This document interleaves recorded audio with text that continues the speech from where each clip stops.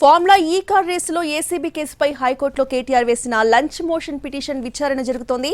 ACB నమోదు చేసిన case కొట్టివేయాలని petition వేశారు కేటీఆర్. సీనియర్ లాయర్ ఆర్యమా సుందరం కేటీఆర్ తరపున వాదనలు వినిపిస్తున్నారు. కేటీఆర్ పై నమోదైన సెక్షన్లు అతనికి వర్తించవన్నారు. అంతేకాకుండా ఫార్ములా ఈ కార్ రేసింగ్ వల్ల హైదరాబాద్ కి ప్రయోజనం కలిగిందన్నారు. రాజకీయ కుట్రలో భాగంగానే కేసు నమోదు చేశారని, ఫార్ములా ఈ రేస్ నుంచి స్పాన్సర్లు తప్పుకోవడం వల్ల హెచ్ఎండిఏ ద్వారా ఎఫ్ఈఓకు చెల్లింపులు జరిగాయన్నారు కేటీఆర్ తరపున లాయర్.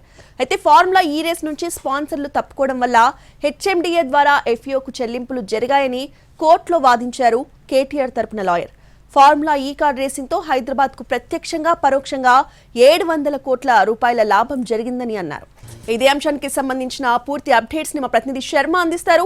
శర్మ, కేటీఆర్ పిటిషన్ పైన వాద ప్రతివాదనలు కొనసాగుతున్నాయి. అటు కేటీఆర్ తరపు లాయర్ వాదనలు పూర్తయ్యాయి. ప్రస్తుతం అడ్వకేట్ జనరల్ సుదర్శన్ రెడ్డి ప్రభుత్వం తరపున అలాగే ఏసీబీ తరపున వాదనలు వినిపిస్తున్నారు. ప్రాథమిక దర్యాప్తు జరగకుండా ఎఫ్ఐఆర్ నమోదు చేశారన్న కేటీఆర్ లాయర్ వాదనలను ఆయన తీవ్రంగా విభేదించారు.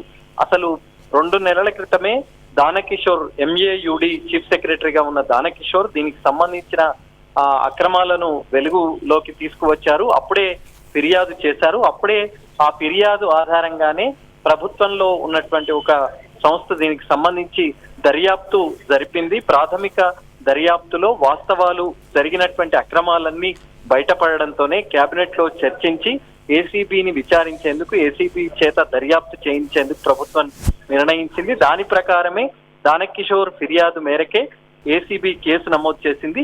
అయితే ప్రాథమిక విచారణలో అక్రమాలు జరిగాయని తేలిపోయింది. ఇంకా దర్యాప్తు అన్నది నిన్ననే కేసు నమోదైంది. ఏసీబీ నిన్ననే ఎఫ్ఐఆర్ చేసింది. ఇప్పటి వరకు 3 పాత్ర ఉన్నట్టు మాత్రమే తేల్చింది. ఇంకా దర్యాప్తులో ఎవరెవరు ఇందులో భాగస్వాములు అయి ఉన్నారు, ఎవరెవరు లబ్ధి పొందారు, అసలు విదేశీ సంస్థలకు ఇంత పెద్ద మొత్తంలో డబ్బులు చెల్లించేటువంటి టైంలో, అది కూడా పౌండ్స్ రూపంలో లండన్ కు సంబంధించినటువంటి ఫార్ములా ఈ ఆపరేషన్ సంస్థకు డబ్బులు చెల్లించేటువంటి సమయంలో పెద్ద ఎత్తున వయలేషన్ జరిగింది. దానికి సంబంధించి దాదాపు 55 కోట్ల రూపాయలు ఇండియన్ కరెన్సీలో చెల్లించడం అంటే ఖచ్చితంగా ఆర్థిక శాఖ అనుమతి తీసుకోవాలి. అప్పుడు ఎలక్షన్ కోడ్ ఉంది కాబట్టి ఎన్నికల సంఘం అనుమతి తీసుకోవాలి. అలాగే క్యాబినెట్ అప్రూవ్ అన్నది జరగాలి.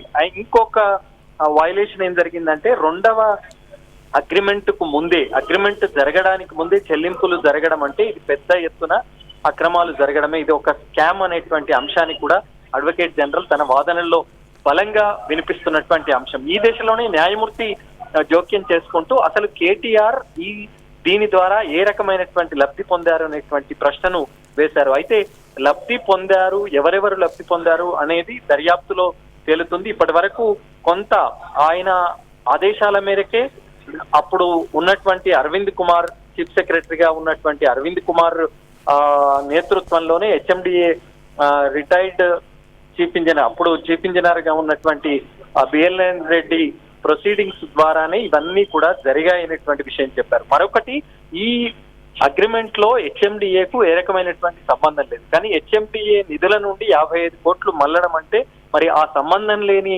ప్రభుత్వ సంస్థ నుంచి 55 కోట్లు పేమెంట్ జరగడం అంటే నిజంగా వాయిలేటే అనేటువంటి విషయాన్ని కూడా చెప్పినటువంటి సందర్భం. ప్రస్తుతం అడ్వకేట్ జనరల్ వాదనలు ఇంకా కొనసాగిస్తున్నారు. ఇప్పటికిప్పుడు లంచ్ మోషన్ వేశారు. ఇది ఎంత అత్యవసరమైనటువంటి పిటిషన్ కాదు.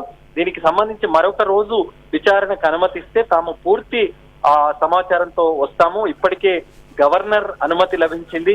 పూర్తిగా అన్ని ప్రాథమిక దర్యాప్తు జరిగింది. గవర్నర్ అనుమతి లభించింది. కేబినెట్ ఆమోదంతోనే చీఫ్ సెక్రటరీ ఏసీబీకి లేఖ రాశారు. దానికి సంబంధించినటువంటి కేసు నమోదైంది. దర్యాప్తు అన్నది జరగాల్సి ఉంది. ఇంకా ఆధారాలు అనేది సేకరించేటువంటి పనిలో ఏసీబీ ఉన్నారనేటువంటి విషయాన్ని అడ్వకేట్ జనరల్ చెప్తున్నారు. ఇక అంతకు ముందు కేటీఆర్ లాయర్, సీనియర్ లాయర్ సుందరం కూడా వాదనలు వినిపించారు. ఎక్కడా కూడా ఈ సెక్షన్లు నమోదైనటువంటి 13(1), 13(2) అనేటువంటి ప్రివెన్షన్ ఆఫ్ కరప్షన్ యాక్ట్ కింద గానీ, 409, 120B బిఎన్ఎస్ యాక్ట్ గానీ ఎట్టి పరిస్థితుల్లో కేటీఆర్ కు అట్రాక్ట్ కావు. ఆయన ఎక్కడ కూడా ఆయన సొంతంగా లబ్ధి అన్నది జరగలేదు. అది నిబంధనలకు అనుగుణంగానే ఎఫ్ఈఓకు చెల్లింపులు జరిగాయి అనేటువంటి విషయాన్ని చెప్పారు. ఎక్కడ అప్పుడు ఉన్నటువంటి పరిస్థితుల్లో కావచ్చు, హైదరాబాద్ ఇమేజ్ ను పెంచే విధంగా ఈ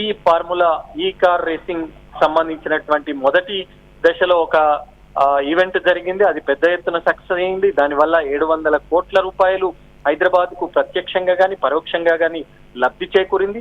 ఇంకా రెండవ ఈవెంట్ ద్వారా మరింత లబ్ధి చేకూరేటువంటి అంశానికి సంబంధించి హైదరాబాద్ ఇమేజ్ ను ప్రపంచ పటంలో నిలపాలన్న ఉద్దేశంతోనే కేటీఆర్ అప్పుడున్నటువంటి ప్రభుత్వం ఈ కార్ రేసింగ్ సంబంధించినటువంటి వ్యవహారాన్ని నడిపింది. ఎక్కడ ఉల్లంఘనలు జరగలేదు అనేటువంటి విషయాన్ని చెప్పారు. మరి వాదనలు అయితే జరుగుతున్నాయి. మరి కాసేపట్లో వాదనలు పూర్తయిన తర్వాత కోర్టు ఏం చెప్తుంది అనేటువంటిది చూడాల్సి ఉంది.